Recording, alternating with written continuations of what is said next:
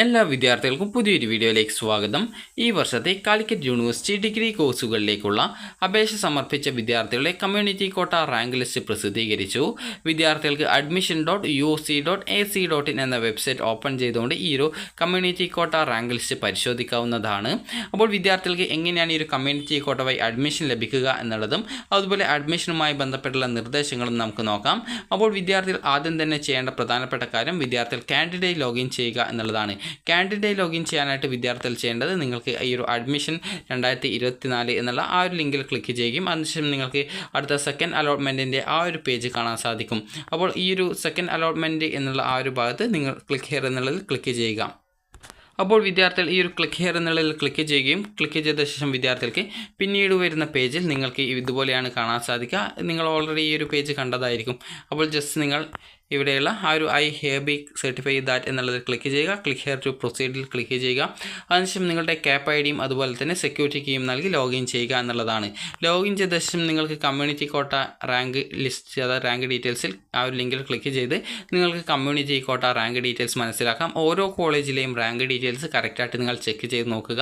അപ്പോൾ നിങ്ങൾക്ക് എവിടെയാണ് കൂടുതൽ അഡ്മിഷൻ കിട്ടാൻ സാധ്യതയുള്ള കോളേജുകൾ ആ ഒരു കോളേജുകളുമായിട്ട് നിങ്ങൾ ഫോൺ വിളിച്ച് അതായത് നിങ്ങൾക്ക് അവിടെ അഡ്മിഷൻ കിട്ടാനുള്ള സാധ്യത ഉണ്ടോ എന്നുള്ള കാര്യം മനസ്സിലാക്കുകയും അതിനുശേഷം അഡ്മിഷൻ കിട്ടാൻ സാധ്യതയുണ്ടെങ്കിൽ നിങ്ങൾക്ക് ആ ഒരു കോളേജിൽ പോയിട്ട് ആ ഒരു അഡ്മിഷൻ നേടാനും സാധിക്കുന്നതാണ്. അതായത് നിങ്ങളുടെ റാങ്ക് നില നിങ്ങൾ കറക്റ്റായിട്ട് പരിശോധിക്കുക.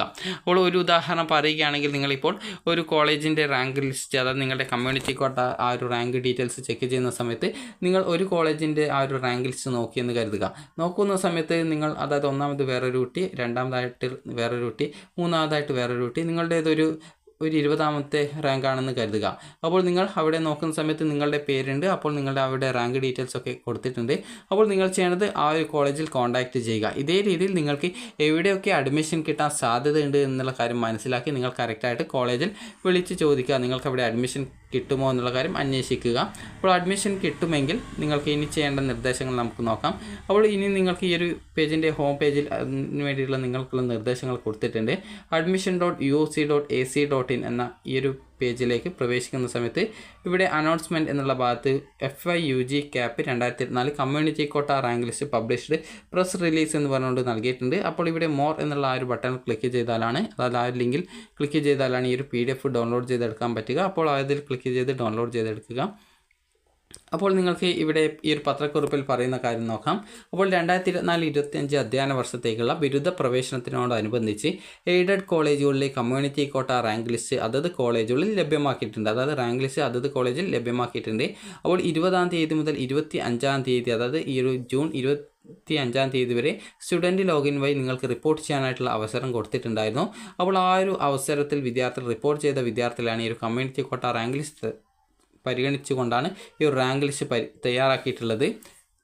അപ്പോൾ കമ്മ്യൂണിറ്റി കോട്ട റാങ്ക് ലിസ്റ്റിൽ ഉൾപ്പെട്ട വിദ്യാർത്ഥികൾ അതത് കോളേജുമായിട്ട് ബന്ധപ്പെട്ട ശേഷം പ്രവേശനത്തിന് ഹാജരാവേണ്ടതാണ്.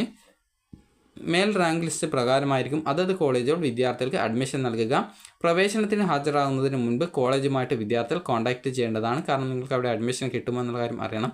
അതിനുശേഷം പ്രവേശനത്തിനായിട്ട് നിങ്ങൾക്ക് അവർ നിർദ്ദേശിക്കുന്ന സമയത്തിനുള്ളിൽ അതായത് ആ ഒരു സമയക്രമത്തിനുള്ളിൽ നിങ്ങൾ കറക്റ്റായിട്ട് അഡ്മിഷനായിട്ട് പോവുക. അപ്പോൾ കമ്മ്യൂണിറ്റി കോട്ടയിലേക്ക് പ്രവേശനം ലഭിച്ച വിദ്യാർത്ഥികൾ സ്റ്റുഡൻറ്റ് ലോഗിൻ വഴി നിങ്ങളുടെ മാൻഡേറ്ററി ഫീസ് അടക്കാവുന്നതാണ്. അതായത് നിങ്ങൾക്ക് അവിടെ അഡ്മിഷൻ ലഭിക്കുകയാണെങ്കിൽ ഈ ഒരു മാൻഡേറ്ററി ഫീസ് അടക്കേണ്ടതാണെന്നാണ് പറഞ്ഞിട്ടുള്ളത്. അതിനുശേഷം കമ്മ്യൂണിറ്റി കോട്ട റാങ്ക് ലിസ്റ്റിൽ ഉൾപ്പെട്ടിട്ടുള്ള നിലവിൽ 3ാം അലോട്ട്മെൻറ്റിനായിട്ട് കാത്തിരിക്കുന്ന വിദ്യാർത്ഥികൾക്ക് അതായത് ഇങ്ങനെ കാത്തിരിക്കുന്ന അടുത്ത 3rd അലോട്ട്മെൻറ്റ് വരാനുണ്ട്. അപ്പോൾ അതിന് കാത്തിരിക്കുന്ന 2ാം അലോട്ട്മെൻറ്റിൽ പ്രവേശനം നേടി ഹയർ ഓപ്ഷൻ നിലനിർത്തി 3ാം അലോട്ട്മെൻറ്റിനായിട്ട് കാത്തിരിക്കുന്ന വിദ്യാർത്ഥികൾ ഉൾപ്പെടെ ഈ ഒരു 3ാം അലോട്ട്മെൻറ്റ് പ്രസിദ്ധീകരിച്ച് അഡ്മിഷൻ ആരംഭിക്കുന്നതുവരെ കമ്മ്യൂണിറ്റി കോട്ടയിലേക്കുള്ള പ്രവേശനത്തിന് ഹാജരാവാൻ സമയം അനുവദിക്കുന്നതിനായിട്ട് അതത് കോളേജുകളോട് നിങ്ങൾക്ക് ആവശ്യപ്പെടാവുന്നതാണ് എന്നുള്ളത് പ്രത്യേകം പറഞ്ഞിട്ടുണ്ട്. അതുപോലെ സ്റ്റുഡൻറ്റ് ലോഗിൻ വഴി വിദ്യാർത്ഥികൾക്ക് ഈ ഒരു നിങ്ങൾക്ക് റിപ്പോർട്ട് ചെയ്ത കോളേജിലെ റാങ്ക് നില നിങ്ങൾക്ക് പരിശോധിക്കാവുന്നതാണ്. അത് പരിശോധിച്ച് നിങ്ങൾക്ക് അവിടെ അഡ്മിഷൻ കിട്ടാൻ സാധ്യതയുണ്ടോ എന്നുള്ള കാര്യം മനസ്സിലാക്കുകയും അതിനുശേഷം നിങ്ങൾ ആ ഒരു കോളേജുമായി കോൺടാക്റ്റ് ചെയ്ത് നിങ്ങളുടെ അഡ്മിഷൻ സാധ്യത മനസ്സിലാക്കുകയും ചെയ്യേണ്ടതാണ്.